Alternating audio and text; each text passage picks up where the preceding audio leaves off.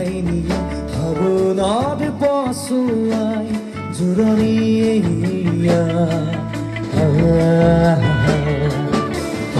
আবেগে উপচামন আজি উৰণীয়া